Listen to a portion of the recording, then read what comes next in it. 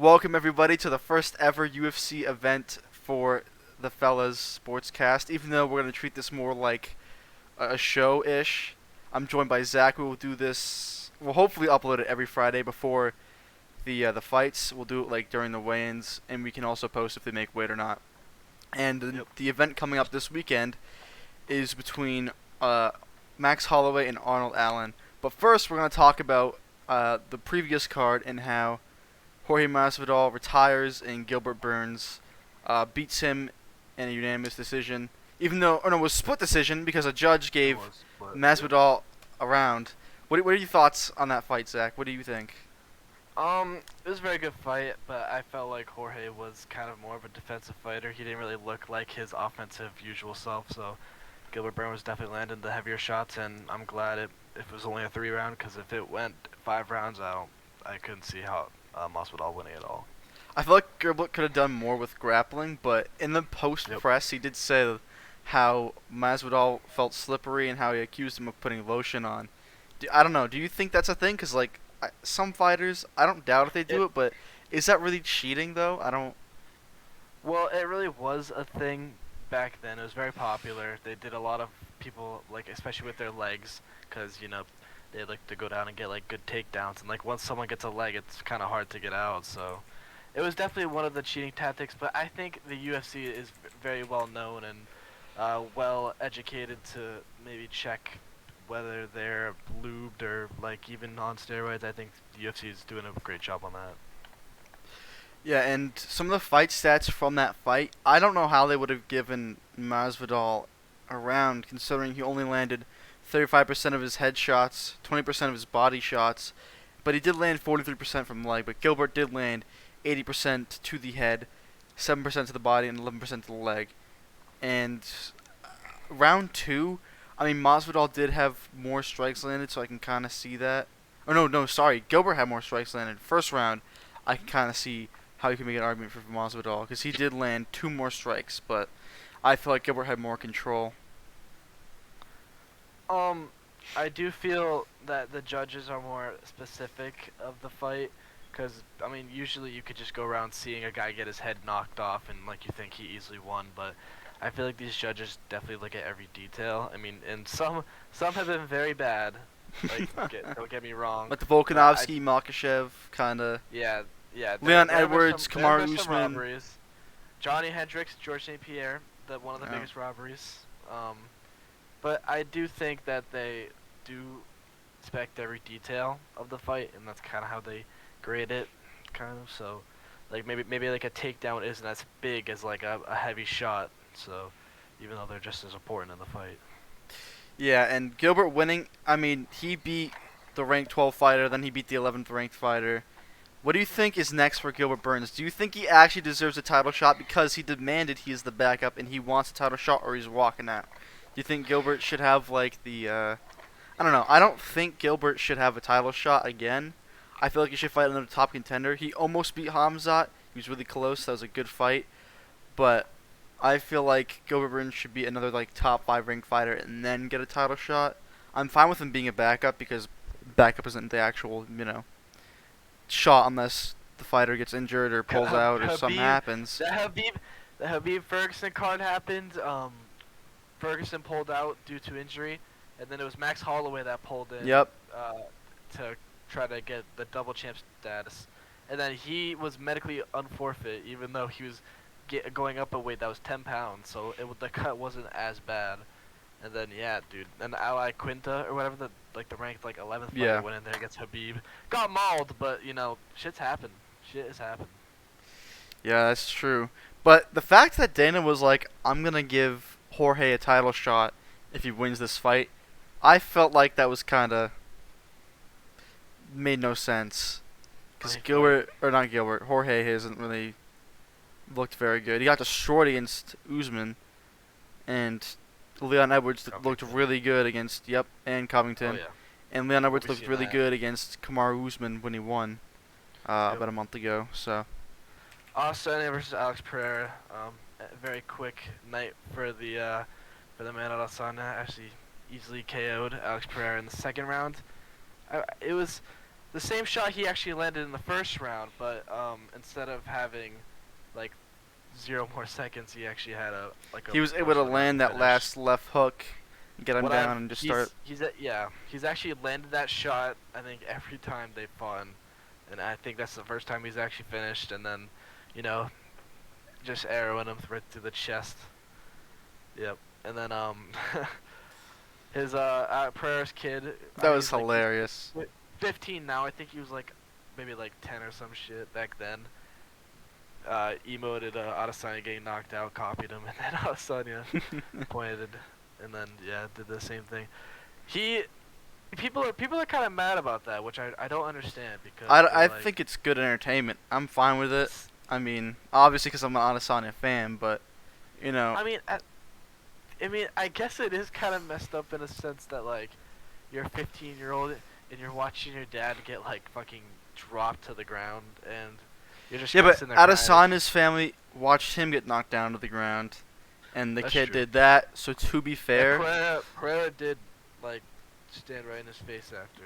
yeah, he was like that, and he was like, Yeah, so that was a very unfair. I mean, it was very even. Like like things happen, like shots that you don't see lands, and fair game.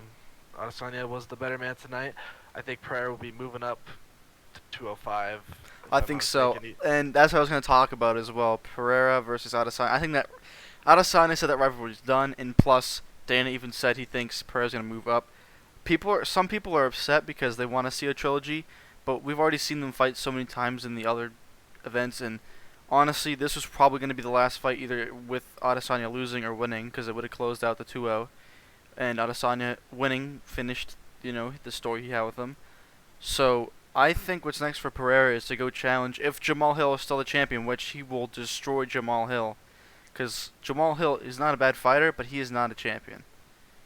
Like, Jamal Hill, like, I don't know, he's just not championship caliber. He hasn't really beaten anybody yet to prove he's a champ. Who did he face to win it? Was it no? It wasn't Glover.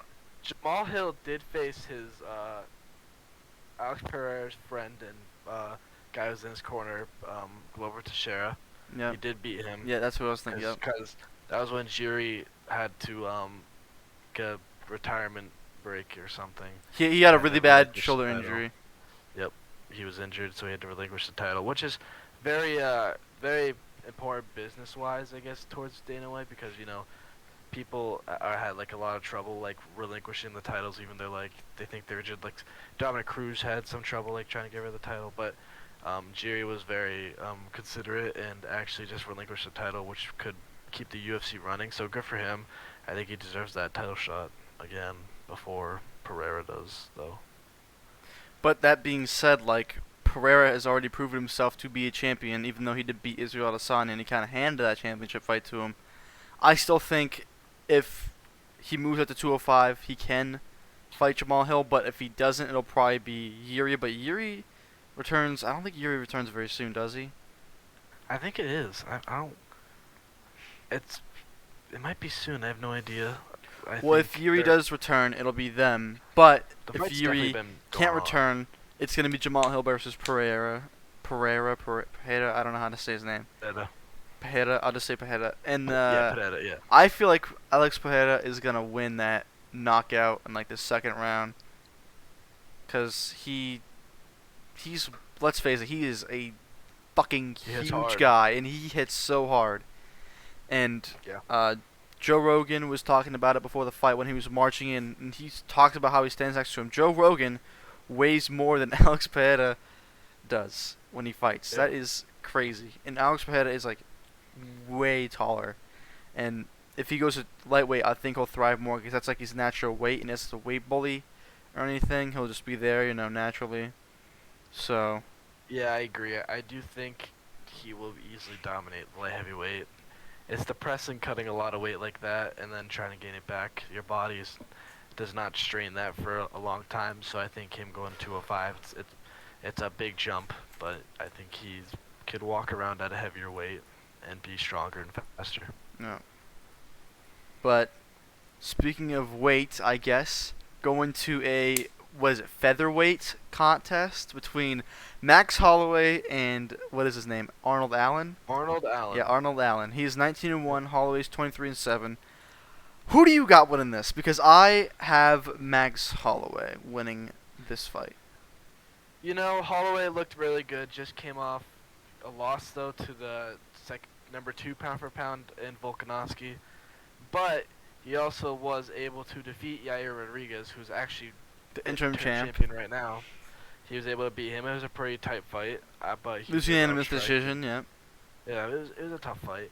But also, they have both been very, even Arnold Allen, undefeated in the UFC. You know, they were both dominant over Calvin Kattar, Mhm.